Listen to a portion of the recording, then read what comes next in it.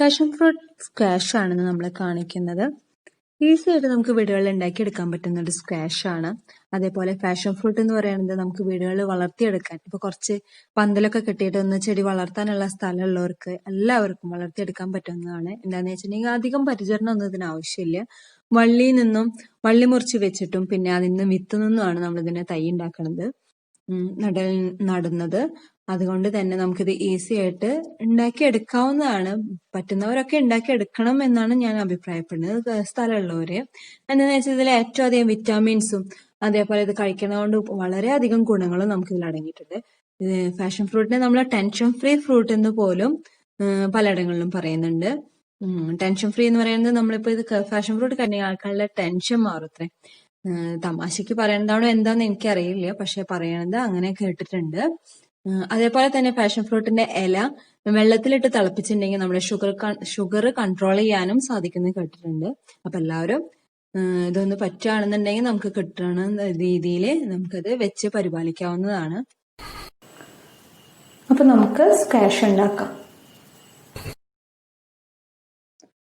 Passion fruit squash ഉണ്ടാക്കാനായിട്ട് നമുക്ക് ആവശ്യമായിട്ടുള്ളത് ഇൻഗ്രീഡിയൻസ്: പാഷൻ ഫ്രൂട്ട്, പഞ്ചസാര, വെള്ളം. നമ്മൾ എടുക്കണ ഒരു കപ്പ് വെള്ളം അല്ലെങ്കിൽ ഒരു ഗ്ലാസ് വെള്ളത്തിന് അത്ര തന്നെയാണ് നമ്മുടെ പഞ്ചസാരയുടെ അളവ് എടുക്കുന്നത്. ഇവിടെ എടുത്തിരിക്കുന്നത് അതേപോലെ തന്നെ പാഷൻ ഫ്രൂട്ട് ഇവിടെ എടുത്തിരിക്കുന്നത് 14 എണ്ണമാണ്. നമ്മൾ മഞ്ഞ കളറിലുള്ള പാഷൻ ഫ്രൂട്ടാണ് ഇവിടെ എടുത്തിട്ടുള്ളത്. മഞ്ഞ കളറിലുള്ളത് നന്നായി പഴുത്ത് തന്നെ എടുക്കുമ്പോഴാണ് അതിന്റെ ടേസ്റ്റ് ഉള്ളത്. എന്നാൽ മൂത്ത് കഴിഞ്ഞ് എടുക്കുന്നതുകൊണ്ട് കുഴപ്പമില്ല, ചെറിയൊരു പൊളി ഉണ്ടാവും എന്ന് മാത്രമേ ഉള്ളൂ. ഇവിടെ കിട്ടാത്ത കാരണം ഇവിടെ ചെറിയൊരു പച്ച കളറുള്ളതൊക്കെ എടുത്തിട്ടുണ്ട്, എന്നാൽ അത് മൂത്തതും കൂടിയാണ്. അപ്പൊ നമുക്ക് അതെങ്ങനെ ഉണ്ടാക്കണമെന്ന് നോക്കാം. ആദ്യം തന്നെ കട്ടിയുള്ള തൊണ്ടില്ലേ, നമുക്കത് കത്തി വെച്ചിട്ട് മുറിച്ചെടുക്കാം. പാഷൻ ഫ്രൂട്ട് മുറിച്ചെടുത്തിട്ട് അതിൽ നിന്ന് നമ്മളൊരു ഫോർക്ക് വെച്ചിട്ട് അതിന്റെ പൾപ്പ് കളക്ട് ചെയ്തെടുക്കുകയാണ് ചെയ്യുന്നത്. അപ്പൊ ഫോർക്ക് വെച്ചിട്ട് എടുക്കുമ്പോൾ നമുക്ക് ഒരു പാട പോലത്തെ ഒരു വെള്ള പാട പോലത്തെ ഒരു ഇതുണ്ട്. ആ പാട നമുക്ക് ഇതിലേക്ക് വീഴില്ല. നമ്മൾ സ്പൂൺ കൊണ്ടൊക്കെ മൊത്തമാക്കുമ്പോൾ അതും കൂടി അതിന്റെ ഇടയ്ക്ക് ഈ പൾപ്പ് എടുക്കണേക്ക് വീഴാനുള്ള ചാൻസ് ഉണ്ട്. അത് കാരണമാണ് ഫോർക്ക് വെച്ചിട്ട് ചെയ്യണമെന്ന് പറയുന്നത്. അങ്ങനെ നമ്മള് ഇതെല്ലാം പാഷൻ ഫ്രൂട്ടിന്റെയും എടുത്തു വെച്ചിട്ടുള്ള എല്ലാത്തിന്റെയും പൾപ്പ് നമ്മൾ കളക്ട് ചെയ്തെടുക്കുകയാണ് ആദ്യം തന്നെ നമ്മൾ ചെയ്യേണ്ടത്. നമ്മളെല്ലാത്തിൻ്റെയും പൾപ്പ് നമ്മൾ കളക്ട് ചെയ്തെടുത്തു. ഇനി നമ്മൾ അടുത്തതായിട്ട് ചെയ്യുന്നത്, ഇത് ഒരു മിക്സിയുടെ ജാറിൽ, ജ്യൂസ് അടിക്കുന്ന മിക്സിയുടെ ജാറിൽ നമ്മളിട്ടിട്ട് ഒന്ന് കറക്കിയെടുക്കാന്ന് പറയില്ല, ഒരു ജസ്റ്റ് ഒന്ന് തിരിക്കുക. ഒരു നന്നായി എന്താണെന്ന് വെച്ചാൽ കൂടുതൽ ചെയ്യാൻ പാടില്ലാത്ത അതിന്റെ കുരുവൊക്കെ നന്നായി പൊട്ടിപ്പോരും. അപ്പൊ അങ്ങനെയൊന്നും ചെയ്യണ്ട. ഇതിന്റെ ലെവലിൽ നിൽക്കണത്ര വെള്ളം, കുറച്ച് വെള്ളം ഒഴിച്ചാൽ മതി. വെള്ളത്തിന് ഇന്ന അളവൊന്നുമില്ല, കുറച്ച് വെള്ളം ഒഴിച്ചിട്ട് അതൊന്ന് ആ ലെവലിൽ നിൽക്കണ വിധത്തിൽ വെള്ളം ഒഴിച്ചിട്ട് നമ്മൾ അത് ജ്യൂസ് അടിക്കുകയാണ് ചെയ്യണത്. കുരുകളൊന്നും ഇപ്പൊ ചിലത് പൊട്ടിയൊന്നും കുഴപ്പമൊന്നുമില്ല. അങ്ങനെ അടിച്ചെടുത്തത്, ഒരു വട്ടം ഒന്ന് കറക്കിയെടുത്ത് അടിച്ചെടുത്ത് നമ്മൾ ആദ്യത്തെ റൗണ്ട് ഒന്ന് ഈ ജ്യൂസ് ഒന്ന് അരിച്ചെടുക്കുക.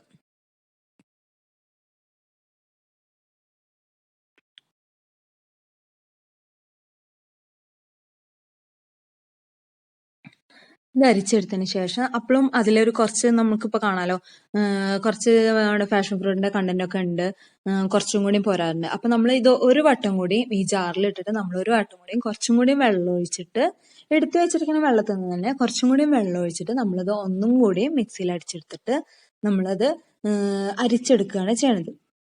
അപ്പൊ അതെന്ന് പറഞ്ഞു കഴിഞ്ഞാൽ അതിന് ഫുള്ള് കണ്ടന്റ് നമ്മൾ എടുക്കുകയാണ്. ഫുള്ള് കണ്ടന്റ് എന്ന് പറഞ്ഞാൽ കുരു മാത്രമേ നമുക്ക് കളയേണ്ട ആവശ്യമുള്ളൂ. അപ്പൊ ആ ഒരു രീതിയിൽ വേണ്ടിയിട്ടാണ് നമ്മളിത് രണ്ടാമത് കുറച്ചും കൂടി വെള്ളം ഒഴിച്ചത്. കുറെ അധികം വെള്ളം ഒന്നും ഒഴിക്കേണ്ട, കുറച്ചും കൂടി ആ ഒരു ആ പഴുപ്പ് ഇങ്ങനെ വഴുവായിട്ട് നിൽക്കുന്നത്, അതിൽ നിന്ന് കുറച്ചും കൂടിയും ഇത് കിട്ടാൻ വേണ്ടിയിട്ട്, അതിന്റെ സത്ത് മുഴുവൻ നമുക്ക് കിട്ടാൻ വേണ്ടിയിട്ടാണ് ഇങ്ങനെ ചെയ്യുന്നത്. അപ്പൊ 2 വട്ടം അത് വെള്ളം ഒഴിച്ചിട്ട് അരിച്ചെടുക്കുകയാണ് ചെയ്യുന്നത്.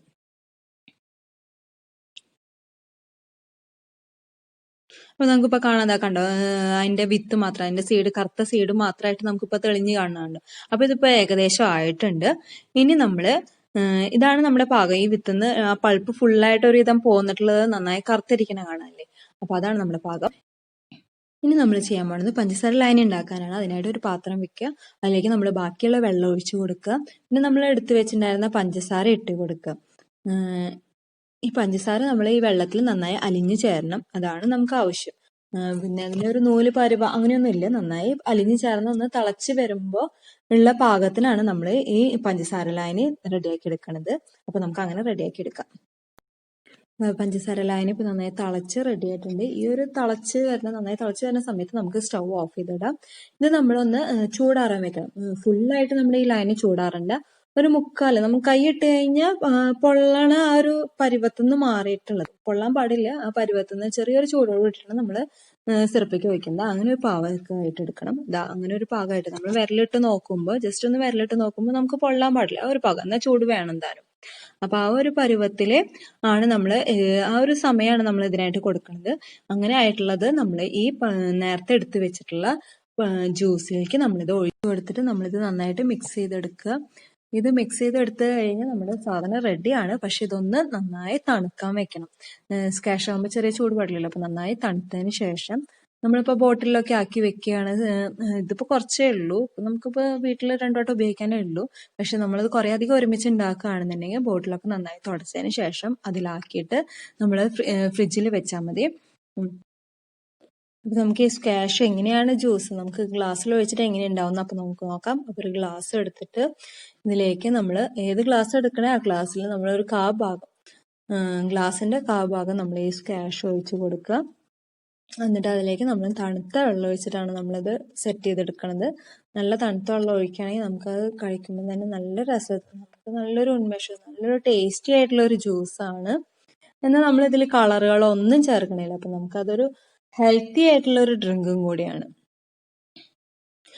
അപ്പൊ നമ്മുടെ പാഷൻ ഫ്രൂട്ട് ജ്യൂസ് റെഡി. നമ്മൾ അതിന്റെ സ്ക്വാഷ് ഉണ്ടാക്കാനും പഠിച്ചു. അപ്പൊ ഇതെല്ലാവരും ട്രൈ ചെയ്ത് നോക്കുക. അപ്പൊ ഈ വീഡിയോ ഇഷ്ടമാവുകയാണെന്നുണ്ടെങ്കിൽ ലൈക്ക് ചെയ്യാം, കമന്റ്സ് പറയാം. നമുക്ക് ചാനൽ സബ്സ്ക്രൈബ് ചെയ്യാത്തവർ സബ്സ്ക്രൈബ് ചെയ്യാം. നോട്ടിഫിക്കേഷൻ കിട്ടാനായിട്ട് ബെല്ലൈക്കൺ ഞെക്കുക. അപ്പൊ ബൈ.